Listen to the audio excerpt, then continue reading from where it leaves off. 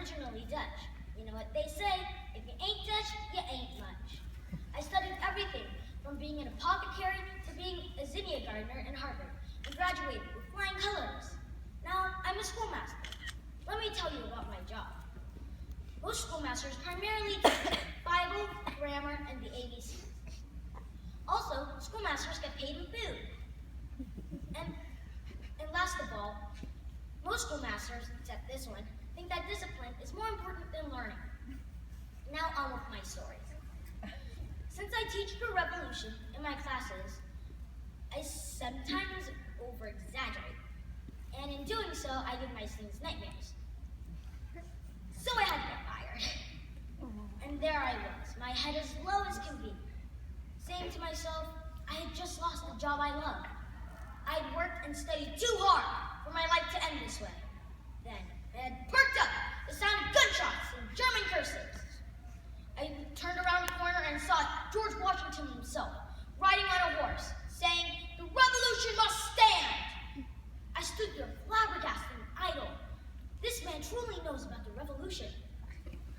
As we went to their encampment, I thought to myself, this will go down in history as probably the ambush on Trenton, or the Battle of Trenton even.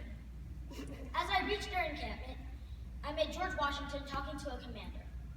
We instantly became friends. We had a lengthy talk about the politics and the revolution. And he liked me so much that he even sent a messenger to ask the Sons of Liberty if I could join them. It took a month to get the reply, and the reply was to give me the final test to see if I was made of the right stuff.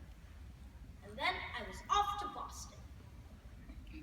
When I arrived to Boston, I immediately saw redcoats swarming everywhere, like bees in a beehive.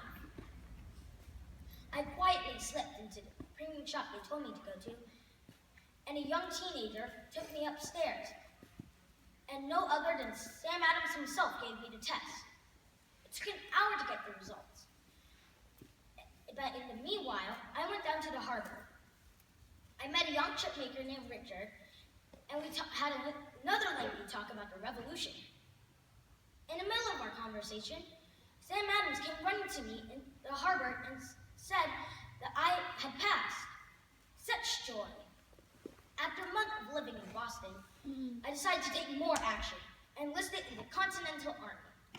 I was disappointed when I wasn't in George Washington's army, but an army that would defend our side of the Atlantic Ocean from those nasty redcoats.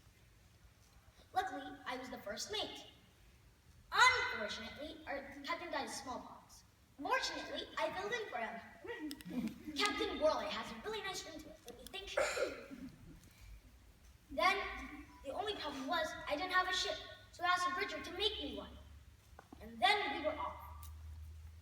On our last day of enlistment, we came upon a deep fog.